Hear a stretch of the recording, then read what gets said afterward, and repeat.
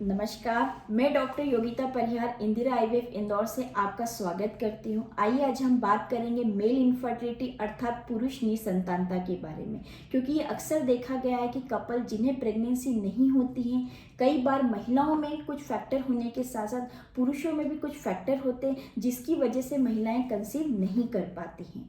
इसके लिए सबसे पहले ज़रूरी है कि आप किसी निसंतान रोग विशेषज्ञ अर्थात इनफर्टिलिटी स्पेशलिस्ट से संपर्क करें। डॉक्टर के द्वारा आपको कुछ बेसिक ब्लड टेस्ट जैसे viral screening, HIV, HCV, VDRL, HBS और इससे भी ज़्यादा महत्वपूर्ण सीमन एनालिसिस अर्थात वीर्य की जांच के लिए आपको सलाह दी जाती है। तो पुरुषों के लिए जानना बहुत ज़रूरी है कि कितने शुक्राणु पर्याप्त होते हैं प्रेगनेंसी के लिए। तो इस WHO का जो क्राइटेरिया है वो यह कहता है कि 15 मिलियन पर ml स्पर्म की संख्या पर्याप्त होती है जिससे कि नेचुरली कंसेप्शन हो सकता है। बट स्पर्म की संख्या के अलावा कुछ और भी ऐसे फैक्टर्स होते हैं जिसकी जानकारी लेना हम लोगों के लिए बहुत ज़्यादा ज़रूरी है। सबसे पहला फैक्टर आता है कि शुक्राणु की मोटिलिटी अर्थात उनकी गतिशीलता कितनी है, क्योंकि स्पर्म्स को वेजाइना से यूट्रस से ट्रेवल करते हुए फेलोपियन ट्यूब तक जाना होता है और एक से फर्टिलाइज होकर एम्ब्रियो बनाना होता है। तो इसलिए स्पर्म्स का मोटाइल होना अर्थात गतिशील शुक्राणुओं का होना बहुत ज़्यादा ज़रूरी होता है। सेकेंड फैक्टर्स आता है वाइटलिटी अर्थात स्पर्म्स का जीवित होना। अगर 60 to 80 मिलियंस भी काउंट है स्पर्म का, लेकिन सारे के सारे स्पर्म डेड स्पर्म है अर्थात मृत शुक्राणु हैं, तो स्वाभाविक सी बात है प्रेगनेंसी नहीं हो पाएगी। थर्ड फैक्टर आता है हम लोगों के पास में स्पर्म्स की मॉर्फोलॉजी का होना अर्थात शुक्राणुओं की संरचना बनावट का अच्छा होना। कई बार सीमन में स्पर्म्स का एबनॉर्मल अर्थात डिफेक्टिव हेड, टेल, नेक डिफेक्ट देखे जाते हैं जिसकी वजह से प्रेगनेंसी होना मुश्किल होता है। कई बार हमारे पास मिसकैरेज वाले भी पेशेंट आते हैं, उनमें हम हस्बैंड के सीमन एनालिसिस कराते हैं तो उनमें ज़्यादातर एबनॉर्मल स्पर्म देखने को मिलते हैं जिससे कि मिसकैरेज का कारण वो बनते हैं। अब ये बात आती है कि ऐसी कौन सी चीज़ है जिसकी वजह से ये स्पर्म्स के प्रॉब्लम देखने को मिलते हैं। तो सबसे ज़्यादा मेन कारण होता है लाइफस्टाइल का अच्छी न होना, क्योंकि आजकल टाइम पे न सोना है न टाइम पर उठना है, खाने का कोई भी टाइम नहीं होना, दिन भर भूखे प्यासे रहना और शाम को इकट्ठा खाना। इसके अलावा junk food, oily spicy food, इन चीज़ों का अधिक मात्रा में सेवन करना, अल्कोहल, स्मोकिंग, टोबैको, ये भी कुछ ऐसे फैक्टर्स हैं जिससे कि स्पर्म्स की संख्या, मोटिलिटी, वाइटलिटी और उनकी मॉर्फोलॉजी पे इफेक्ट आता है। और आधुनिक दौर में मोबाइल और लैपटॉप, ज़्यादातर जो लोग लैपटॉप का बहुत ज़्यादा यूज़ करते हैं तो अधिक तापमान की वजह से स्पर्म प्रोडक्शन के ऊपर उसका इफेक्ट देखने को मिलता है। इसके अलावा जो इन्वायरमेंटल पोल्यूशन है, late baby planning, late marriage, career की भागदौड़, ये भी कुछ ऐसे कारण हैं जिसकी वजह से स्पर्म्स का अच्छा न होना देखा गया है। तो अब हम बात करते हैं उनके ट्रीटमेंट के बारे में।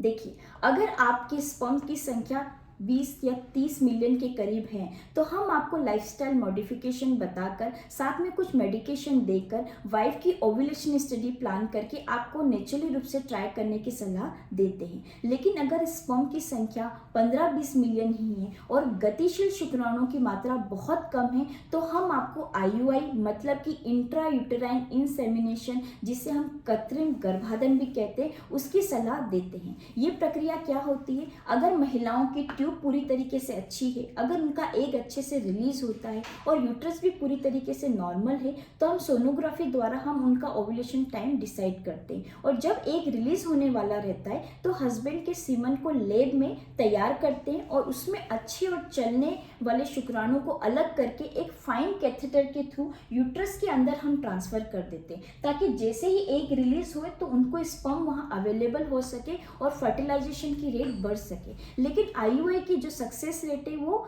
15 से 20% ही देखी जाती है।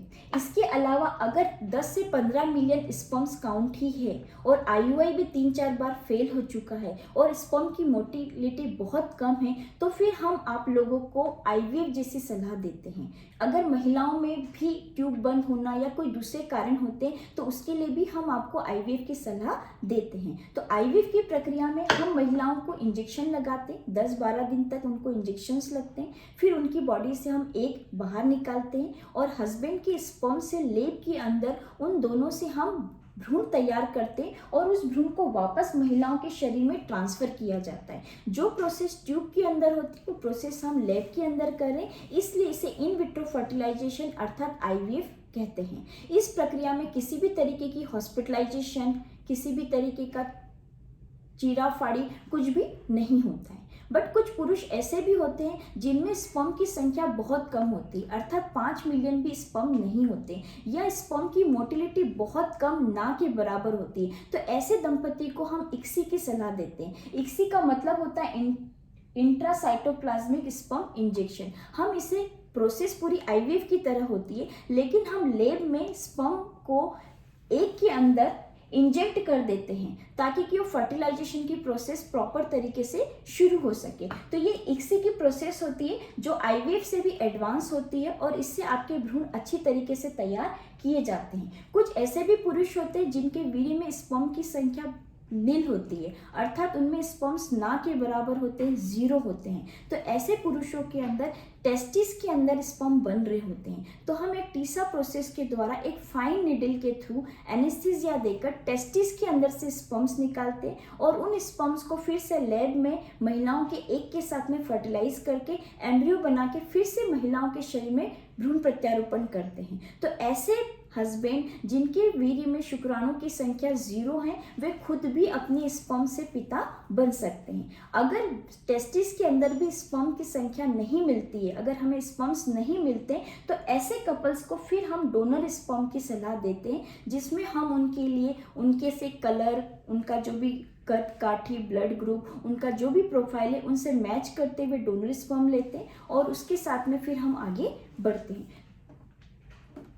तो अब देखेंगे आप, ऐसा कुछ कारण नहीं रह गया है जिसकी वजह से आपको बच्चे नहीं हो सकते हैं। तो आपके लिए बहुत ज़रूरी है कि आप हमसे संपर्क करें और हम आपके सारे टेस्ट वगैरह करके आपको सही तरीके से हम आपको मार्गदर्शन दे सके। अगर आप नहीं आ सकते तो हमारे नीचे कमेंट बॉक्स में आप अपना नंबर शेयर कर सकते हैं, तो हमारी टीम के द्वारा आपसे संपर्क किया जाएगा और जो आपके लिए हेल्प हो सकती है वो हम आपके लिए करना चाहेंगे।